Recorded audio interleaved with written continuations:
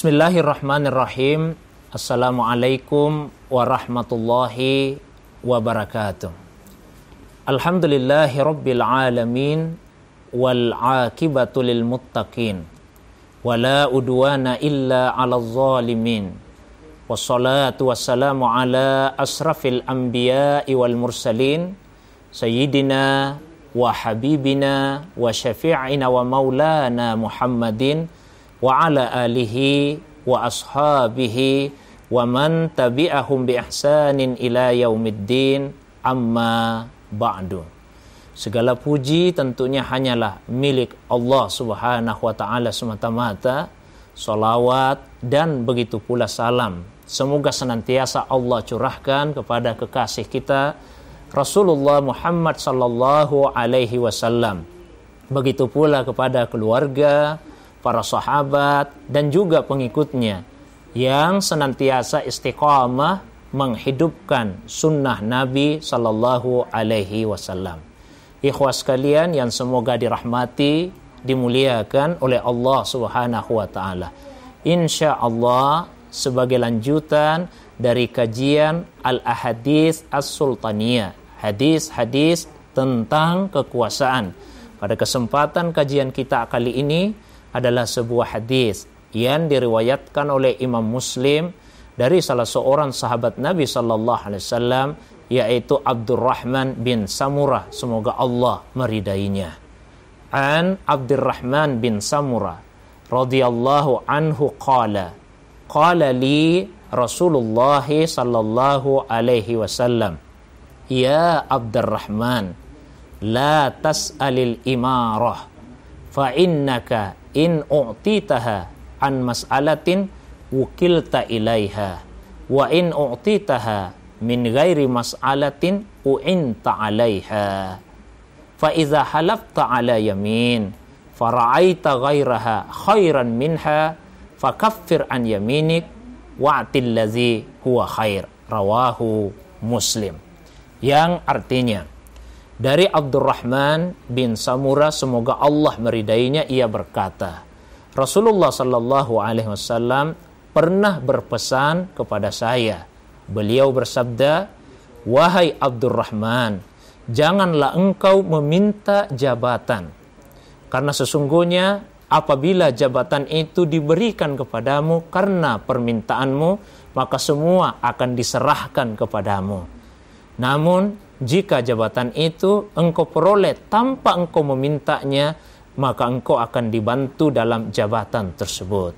Dan apabila engkau telah menyampaikan satu sumpah, lalu engkau merasa, engkau memandang bahwa yang selainnya lebih baik daripada sumpahmu itu, maka batalkan sumpahmu dan bayarlah kafarah atas sumpah tersebut dan lakukanlah apa yang lebih baik daripada sumpahmu itu.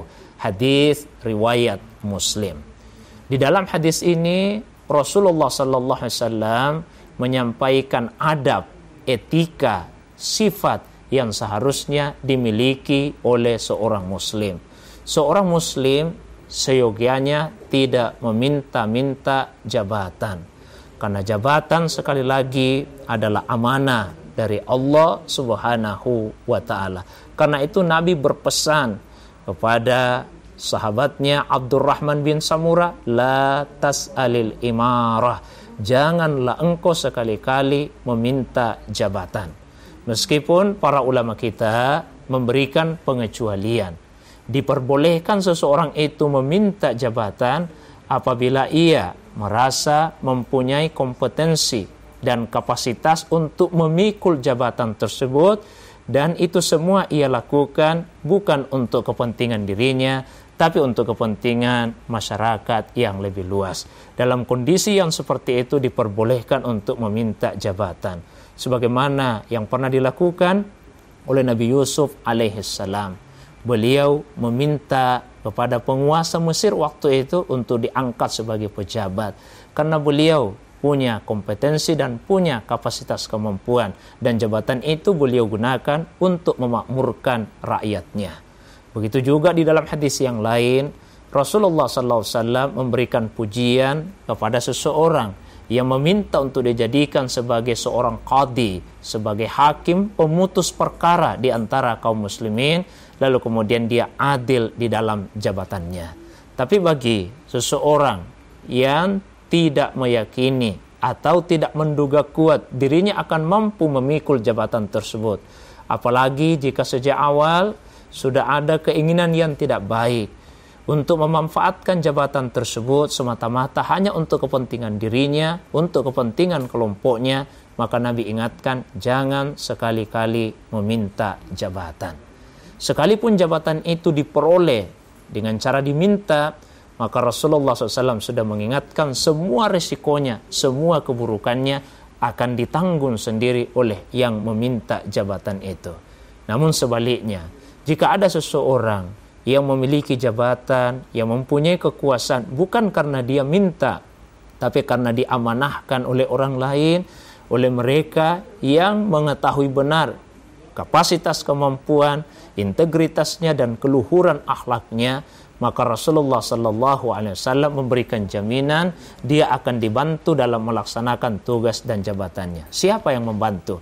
Dia akan dibantu yang paling utama oleh Allah Subhanahu wa taala. Dan yang kedua akan dia dibantu oleh mereka yang ada di sekelilingnya. Ini bagian yang pertama yang terdapat di dalam hadis tadi. Bagian yang kedua, Rasulullah SAW mengingatkan di dalam hadis tadi, apabila ada seseorang yang terlanjur bersumpah, lalu ternyata menyalahi sumpah itu akan mendatangkan kebaikan, dia boleh membatalkan sumpahnya, tapi tetap diwajibkan membayar kafarah terhadap sumpah tersebut. Apa kaitan antara penggalan pertama dengan penggalan terakhir dari hadis ini? Para ulama kita menjelaskan, boleh jadi ada seseorang yang karena sifat tawaduknya, karena kerendahan hatinya, pernah bersumpah tidak akan mau menduduki satu jabatan tertentu. Tapi ternyata kondisi menghendaki agar ia menduduki jabatan itu demi kebaikan umat, demi kemaslahatan masyarakat. Dalam keadaan yang seperti itu, maka dia boleh membatalkan sumpahnya. Pada akhirnya, ikhwas sekalian yang semoga dirahmati, dimuliakan oleh Allah SWT, mari kita senantiasa menanamkan di dalam diri kita sifat tawadu, sifat rendah hati. Dan bersihkanlah, jernihkan, murnikan hati kita dari sifat takabur, sifat kesombongan, membesarkan diri sendiri dan merendahkan orang lain, sehingga boleh jadi ada yang merasa seakan-akan hanya dia sajalah yang lebih layak untuk menduduki satu jabatan tertentu. Insya Allah, jika di dalam hati kita ada sifat rendah hati dan kita bersihkan hati kita dari kesombongan, maka Allah Subhanahu wa taala akan mengangkat derajat kita. Begitulah siokianya para penguasa. Jika seorang penguasa memiliki sifat tawadu, sifat rendah hati, Allah akan angkat derajatnya. Sebaliknya, jika seorang penguasa memiliki sifat takabur, kesombongan dan keangkuhan, maka Allah Subhanahu wa taala pasti akan menghinakannya. Tiadalah seorang hamba yang memiliki sifat tawadu, melainkan Allah Subhanahu wa taala akan mengangkat dan meninggikan derajatnya. Demikian, semoga ada manfaatnya. Assalamualaikum warahmatullahi wabarakatuh.